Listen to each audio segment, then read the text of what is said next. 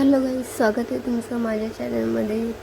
कशा सर्वजण, आशा करते की सर्व जर ठीकच असणार. तर हे बघा, इथे मी उकळत्या पाण्यामधून गोबी काढलेली आहे, स्वच्छ साफ करून घेतली होती आणि उकळत्या पाण्यामधून काढून घेतलेली आहे, म्हणजे की त्यामध्ये किडे बिडे काय असतील तर सगळे निघून जातील आणि गोबी पण स्वच्छ होऊन जाईल. तर त्यामध्ये तर बघा, अशा पद्धतीने मी काढून घेतलेली आहे. सगळी काढून घ्यायची आहे एका प्लेटमध्ये. आता इथे कढाई तेल गरम करत ठेवलेले आहे, त्यामध्ये जिरे घालायचे आहे. जिरे घातल्याच्या नंतर आपण त्यामध्ये गोबी टाकणार आहोत.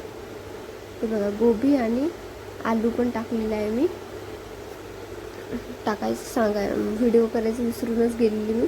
तर हे बघू शकता तुम्ही, आलू आणि गोबी आपण जी एवढी पाण्यातून काढली होती उकळते ती, आणि त्यामध्ये 2 आलू टाकलेले आहेत मी.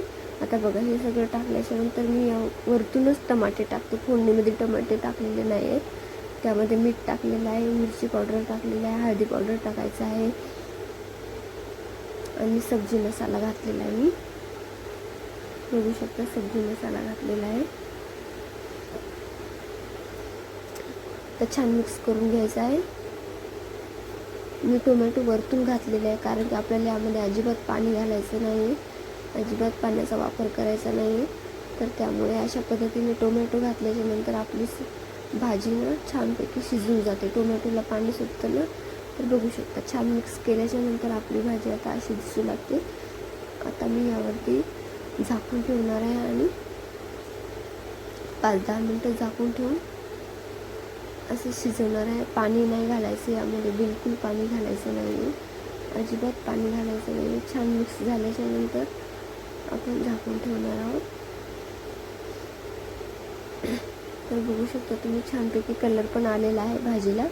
तर झाकून ठेवायचं आहे थोडंसं 5-10 मिनटं. बघू शकता, झाकून ठेवल्याच्या नंतर ना आपली गोबी छान वाफाळेल. आणि गॅस पाणी टाकायचं आहे असं वरतून, आणि गॅस ना मीडियमच ठेवायचं आहे. तर असं पाणी टाकल्याच्या नंतर आपण भाजीमध्ये अजिबात पाणी घातलं नाही तरी चालेल, पण या पाण्याच्या वाफेने आपली भाजी छानपैकी शिजून जाते. तर अशा पद्धतीने आपण अजिबात भाजीमध्ये पाणी घातलेलं नाही आहे. तर आता आपण नंतर बघूया 10 मिनटाच्या नंतर आपली भाजी कशी छान शिजलेली आहे. 10 ते 15 मिनटं राहू द्यायचं आहे. नंतर बघू शकता तुम्ही थोडं थोडं खोलून, कारण की आपण पाणी नाही घातलेलं आहे ना, तर मिक्स करू शकता. थोडंसं टोमॅटो पण आहे घातलेला, त्यामुळे आपली भाजी जळणार नाही लवकर. तर बघू शकता, आता मी काढून दाखवते तुम्हाला. हे बघा, छानपैकी आपली भाजी 10 ते 15 मिनटाच्या नंतर आपली भाजी छानपैकी अशी शिजत आलेली आहे. तर अशा पद्धतीने छान शिजून घ्यायची आहे भाजी.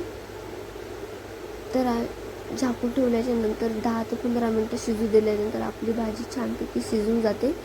जर राहिले तरी पण तुम्ही नंतर थोडा वेळ ठेवू शकता. तर अशा पद्धतीने बघा, आपला टोमॅटो पण छानपैकी सगळा विरघळलेला आहे, गळून गेलेला आहे, म्हणजे सगळाच मॅच झालेला आहे, यामध्ये शिजून गेलेला आहे. आता मी वरतून कोथिंबीर घातलेली आहे. तर बघू शकता, आपली गोबीची भाजी अशी छानपैकी तयार झालेली आहे. झटपट गोबीची भाजी अशा पद्धतीने बनवायची असेल तर नक्की ही रेसिपी बघा, आणि आवडली तर लाईक करा, चॅनलला सबस्क्राईब करा. कशी वाटली तुम्हाला ही रेसिपी माझी? अजिबात बिना पाण्याची बनवलेली आहे, अजिबात पाणी घातलेलं नाही आहे मी या भाजीमध्ये. तर तुम्ही नक्की ट्राय करून बघा असे. पण टोमॅटो नंतर वरतून घालायचे आहेत आपल्याला. टोमॅटो वरतून घातले कशामुळे घातले, कारण की टोमॅटोच्या पाण्यामुळे आपली भाजी छानपैकी शिजून गेली आहे. टोमॅटोला पाणी सुटतं ना, त्यामुळे. तर अशा पद्धतीने थोडेच मसाले घातलेले आहेत, जास्त काही मसाले घातलेले नाहीत, काय नाही. तर कशी वाटली तुम्हाला ही रेसिपी नक्की कमेंट करून सांगा, आणि माझ्या चॅनलला सबस्क्राईब करा. थँक्यू.